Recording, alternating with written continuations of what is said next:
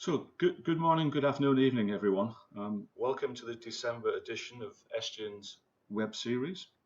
Today we'll be covering the offshore drilling market with a focus on the North Sea region and what Esgian see for day rates and utilisation and the market changes in the region going into 2022 and 2023. Today's presenter is Teresa Wilkie. Teresa is the head of our offshore rig analysts team based in Aberdeen. Presentation today will be recorded and posted onto the Esgian YouTube site in a few days, and the slide deck will be made also available. I would like now to invite Teresa to start the presentation. Okay, thank you, Paul. And yeah, thanks again to everyone for joining us today just to hear some of Esgian's findings and forecasts on the offshore rig market. And like Paul just said, today I'll be specifically focusing on the Norwegian and UK rig markets, but I am going to take a little bit of a look at, the sort of global overview and some of the trends that we've been seeing as well. And also, Paul just mentioned that I'm wearing my Christmas jumper today, but yeah, just to let you know, that's probably about as Christmassy as it's going to get, or as festive as it's going to get today. All right. So before we jump in, just a quick overview of the Esgian Rig Service. I'm sure some of you will have seen this slide before on some of our previous presentations. But really just, it gives an overview of what we do on the rig side of things. So this is, the Esgian Rig Service is really a one-stop shop in terms of rig data. So we provide, the rig market analysis and data on that side of things, as well as values and emissions information, and that's all in one place. So if you have any questions at all on that side, then please do get in touch and we'd be more than happy to help. Okay, yeah, so three main sections today that I would like to cover. So I'll start off with global trends in the market, then look at some of our forecasts for Norway and the UK over the next year or two, and then an update on the rig emission side of things as well. Right, so, reduction of the global offshore drilling fleet has been ongoing for several years now, really since that initial crash in the oil price back in 2014. But this has continued over the past few years. And as you can see in figure 1, since 2018, there has actually been 83 more rigs scrapped or removed from the active drilling fleet or for other purposes such as conversions than new build rigs actually delivered into the fleet. In addition to this increasing attrition, the average age of rigs being removed from the fleet has also reduced considerably as well. So since 2018, the average age of rigs retired from the fleet has dropped by 10 years. And I'm sure many of you will recall news articles out in the market over the past year regarding really quite modern drill ships and semi-subs, some under 10 years old, that have been sent to scrap yards. Now, from our own analysis, we've also identified several more units that could be potential candidates over the coming years for retirement as well. And that's due to things like their age, their status, whether they've been cold stacked for a long time. Also things like, their contract, whether they have any contracts or, much in the way of, opportunities, whether the outlook looks good for them or not. And also things like, SPS, due dates and things also can be a big factor as well. So we also expect that if we do witness further rig owner consolidation, this could result in further attrition as well as new companies look to right-size their fleets. In terms of new supply or stack supply returning to the market, there is, of course, additional potential out there. So there are still 36 jackups, 6 semi-subs and 18 drill ships under construction or stranded in shipyards. Additionally, cold stack supply, especially in the drill ship market, is now also being considered for reactivation in some high utilization areas where there's a high enough day rate and or long enough duration can be secured to help earn back the costs of that reactivation program. So I put this slide in here, or this graph, I should say, in here, because I thought it's an interesting representation of how the fleet has evolved over the past few years as big changes occurred in the market. So you can see with the red section, which represents rigs on hire, that this really starts to ramp up again between 2018 and 2019. And then there's that sharp fall away in early 2020 through most of that year because of the COVID pandemic and the low and volatile oil prices.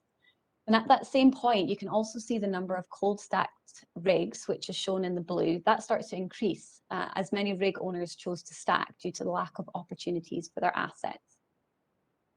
And we can also see that the red section noticeably increases again, that it's been increasing again, and the number of cold and warm stacked units has been decreasing. And that's not just because they're going back to work, but also because many have been scrapped during this time as well. So really the bigger picture, of course, highlights that the total number of rigs in the fleet, and whether that's under construction or delivered, has considerably reduced in quite a short space of time, from over 900 units to just over 700 now, which we believe is actually the smallest the fleet has been since around 2005.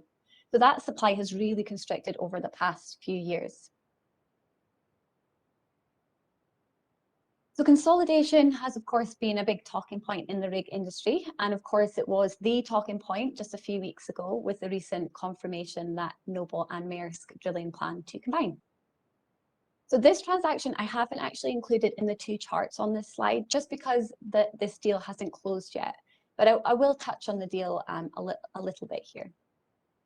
So really, the rig market has struggled for many years due to this highly fragmented and overly competitive market. And for a long time, a lot of people have agreed that for the rig industry to be sustainable, there has to be more consolidation. And there have actually been various transactions. So as you can see in figure 4, since 2014, there have been 7 completed deals, resulting in 12 companies becoming 5.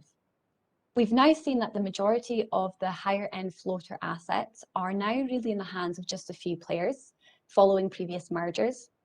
And if we do see a few more deals on this side, perhaps a move between some of the companies that haven't really made a move yet. So, the Diamonds or the Sea Drills, for instance, that could have another big impact on the competitiveness and the potential price and power for these companies with floating assets.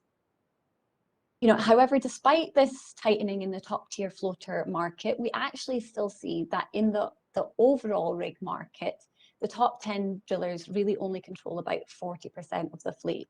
So really, it's still very fragmented. With the new Noble and Maersk transaction, this will actually bring that figure up to about 43%.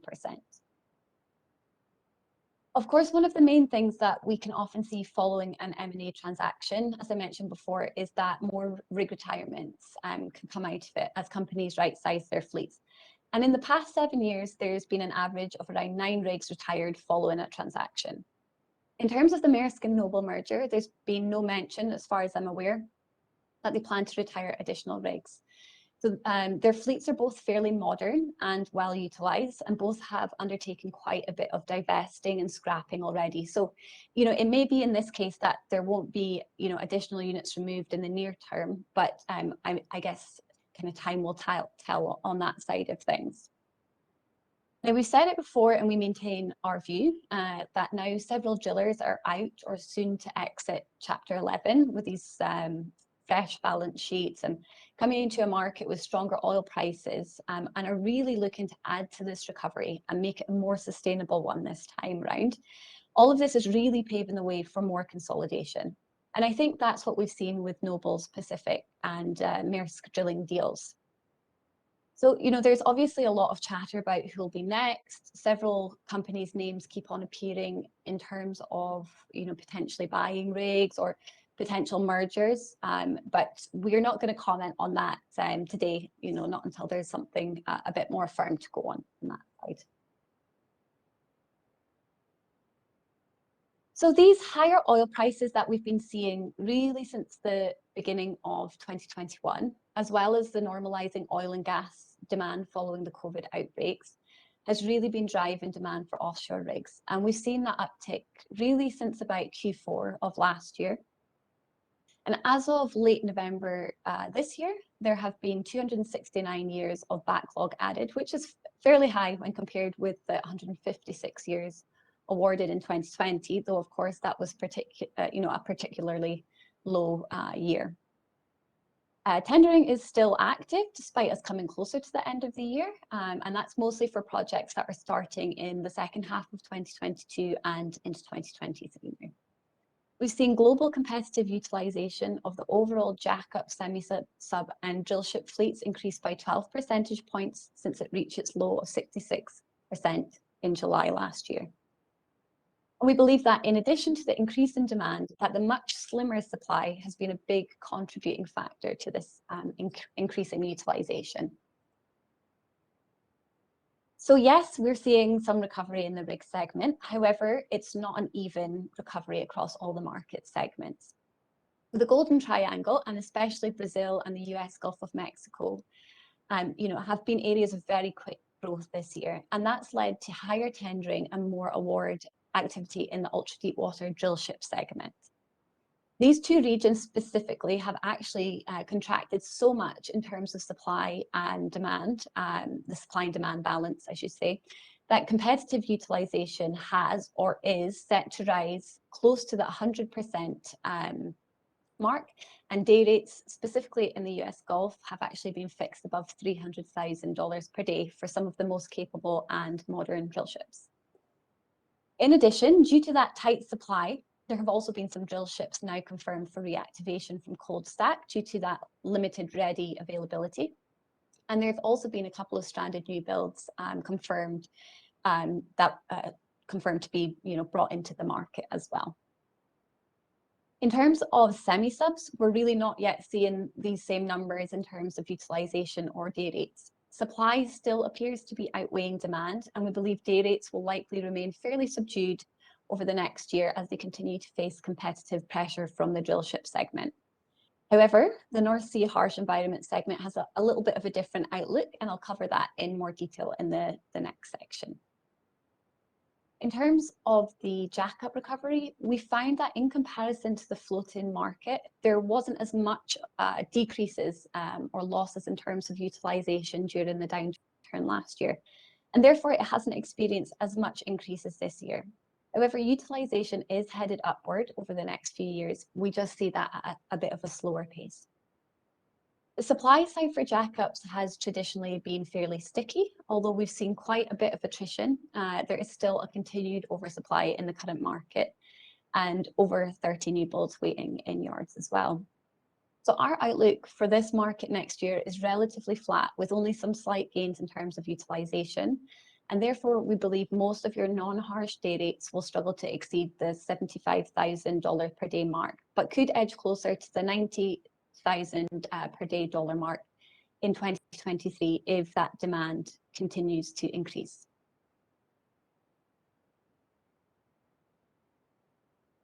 Okay, so just taking a closer look at the Norwegian sector now.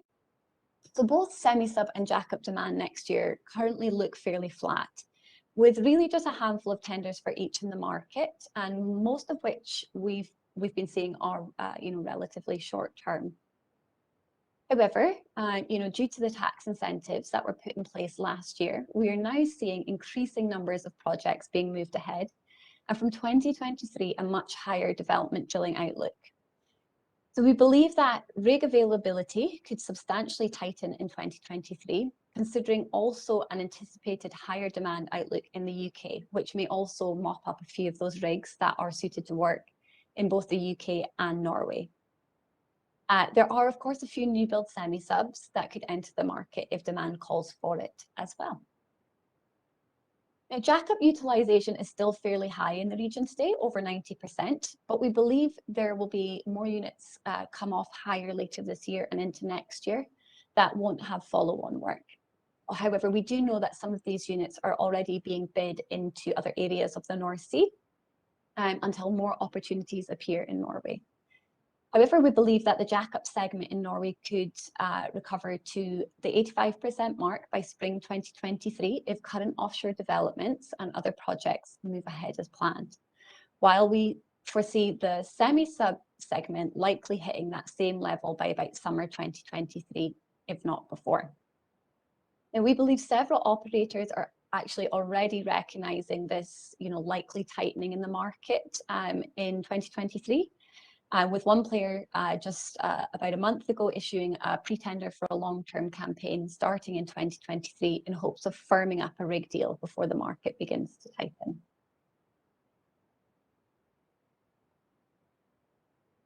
So the UK semi market, so the UK semi sub-market specifically has been a bit of a funny one in terms of, demand these past few years.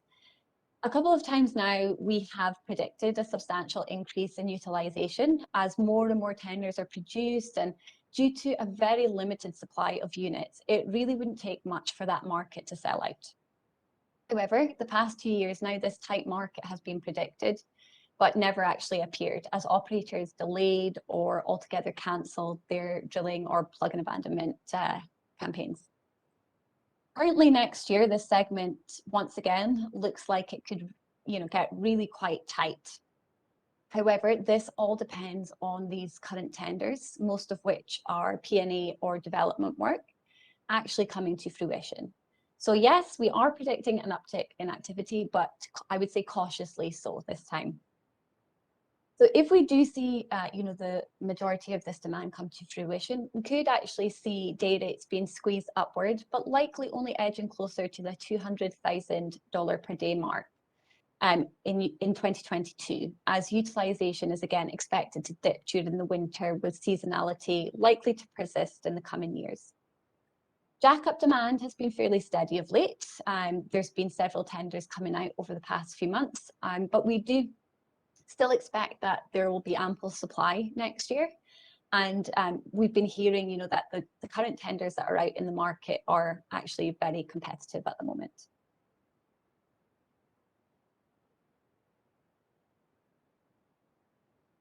Okay, and then just moving on to a very quick update on what we've been seeing, in terms of the rig emission side of things and some of the developments in that area.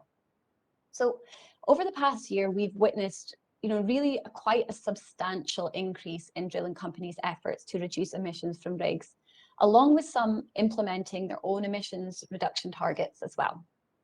But in addition, we are now more regularly hearing of additional projects which offshore rigs could be deployed at in the future, which are directly linked to the energy transition as well. So those are things like your carbon capture and storage drilling campaigns. So really with this slide, we wanted to highlight here that, things are happening. And of course, we're hearing that this is, on the back of what operators want and need to help hit their own targets as well. So some of those recent updates then, the number of rigs being upgraded with fuel and emission reducing systems has really taken off in the past year. And that's a trend we expect will only continue in the future. Our view here has been backed recently by almost all of the rig owners who've had their earnings calls so far this quarter, who are pledging more upgrades and initiatives to, to offer up lower emission options to their customers. We believe that these owners are now increasingly realizing that there are, or may be in the future, certain incentives such as bonuses or higher day rates if their rigs can drill with a lower emission footprint. We had previously stated that we expected the two Wilkie new build semis, which have been designed with lower emissions in mind, to be bought or marketed soon by a drilling contractor that would recognise these growing trends and the lack of units that have been, purpose-built with emissions in mind. And of course, it's now been confirmed that Dolphin Drilling has now got the marketing rights to these rigs from the shipyard with the option to buy at a later date. So we are hearing more and more, especially in the North Sea, that operators are requesting emissions information as part of rig tender processes, and that more importance is being put on choosing rigs that will produce a lower footprint during a drilling campaign. We still see that the North Sea players or European companies are leading the way in terms of hiring rigs with these systems in place and in participating in new emission reducing projects, and as well as research and other things like that. Okay, so just to recap on some of the main points to take away from this today. So, offshore rig demand is increasing, and that has been seen twofold in the ultra deep water markets just now. And that's really being driven by these higher commodity prices and the normalization in fossil fuel demand following the height of the global COVID pandemic. Increased scrapping, I should say, over the past years has resulted in fleet reductions to the lowest we've seen since around 2005. And this lower supply has kick-started that utilisation, especially within the drillship market, where some regions are now almost, if not fully utilised. The global jackup and semi-sub segments are yet to experience such higher utilisation, but our demand forecasts indicate that within the next 2 years, they will reach the 85% marks if planned demand moves ahead. Consolidation in the rig owner segment has begun. Fragmentation still persists, and most agree more will be needed, especially within the jackup market. Although Norwegian rig demand outlook is fairly soft next year, we expect to see substantial increases in 2023, which will result in tightening demand and likely an upward movement in day rates too. While UK demand currently looks higher next year, especially so within the semi-sub market during spring and summer, we remain cautious on the outlook, which we believe can change quickly, as has happened in the past. There are, of course, still considerable long-term challenges in the rig market as the world recognises that need to move away from fossil fuels, and also, of course, future oil price uncertainties, as well as uncertainties that might come up in terms of the COVID pandemic. Currently, though, the outlook for the next 5 years for offshore rig demand appears to be one of growth, despite the energy transition picking up pace. And we see some opportunities within this transition for offshore rigs and their owners, such as new areas of demand like carbon capture drilling, or by getting ahead of the competition with emission reducing systems. As I just mentioned, we believe operators are really now trying to consider all possible ways of reducing their emissions through the life of their offshore assets. And drilling and their rig choices, is becoming a big part of that. So we're now seeing more and more companies really considering their emissions in their rig choices. And we believe this will expand to more and more companies over the coming years. So that is really the end of my prepared remarks. So I just want to thank you all for taking the time to listen. And I guess I'll just pass it back to Paul and see if there's any questions from you guys. Okay, thanks, Teresa. There's a lot of great information analysis there. Really appreciate you taking the time. We do have 2 or 3 questions that have come through on the section. So if I could give you these ones, and hopefully you can answer them as well as you could. Okay. Very specific ones around the North Sea. Do you expect many more North Sea rig retirements in the coming years? Okay, yes, that's a good question. Actually, I probably should have covered that in the North Sea section. But the North Sea, it's been a region where, over the past 6 or 7 years, there has been a vast amount of attrition. And that comes down to, a lot of the rigs, especially, on the UK semi-sub and jackup side, a lot of those units have been, really quite old, over 30 years or more. And because this market saw, a real lack of demand over the past few years, a lot of that older tonnage was permanently removed. Again, in the UK semi-sub segment, there are still a couple of units that are cold stacked, and, they are older units. They don't have future work. So I think they're kind of circling the drain. And I believe 2022 could be the sort of year where it's like make it or break it for them. So if there is a big increase in demand and the market tightens, and we see that demand, the demand that we're seeing actually come to fruition, we see day rates, beginning to rise, maybe some longer term campaigns coming up, they could well become candidates for work again. But if not, they will likely become candidates for scrapping. And then I guess on the jackup side for the UK and Dutch sectors, that fleet is actually fairly young. I think there are a couple of older units owned by Valaris and that are over 30 years now. However, those are on long-term deals, so I don't think they'll be going anywhere anytime soon. And then in Norway, on the jackup side, it's a pretty small fleet. generally quite modern. And then with that expected uptick over the coming years, I wouldn't imagine we'll see too many retirements there. And really that would probably be quite a similar sentiment on the semi side in Norway as well, actually.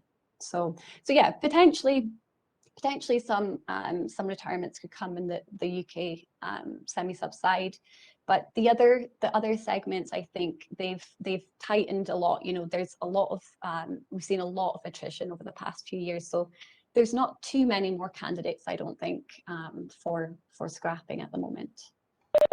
Okay. You mentioned, next question, you mentioned a bit about obviously day rates potentially increasing as the market tightens. Do you expect that will mean more operators will further delay plug and abandonment campaigns? Okay, yeah.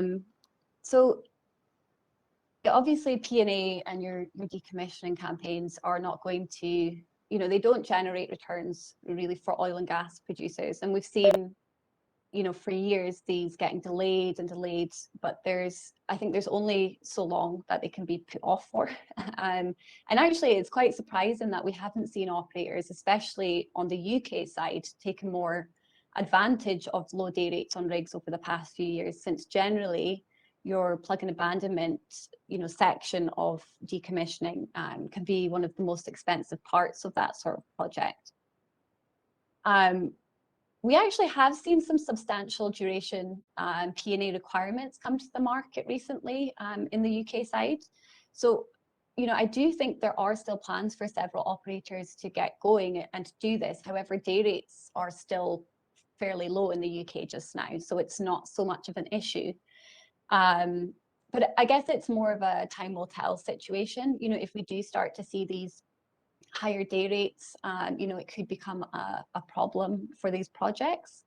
But like I say, you know, they can't be put off forever. So you know, it's one of those things that will have to be done at some point. And you know, I think it would make sense for companies to use the rigs while they're there, especially on the UK side. You know, I think it's something that could be an issue in the future if, you know, some of those cold stack units, say, are removed. That's more options that are removed from the table, and yeah, it could be an issue for companies looking to do P&A campaigns in the future, for sure. Okay, I think we've got time for just one more squeeze in at the end, if we could. What do you expect from the west of Shetland in the coming years? In particular, do you see increased rig demand in that area? Yeah, so yeah, west of Shetland, that's an interesting region in terms of rig demand. We've seen it go through these sort of flurries of activity and then nothing, or just very little, you know, rig demand for months.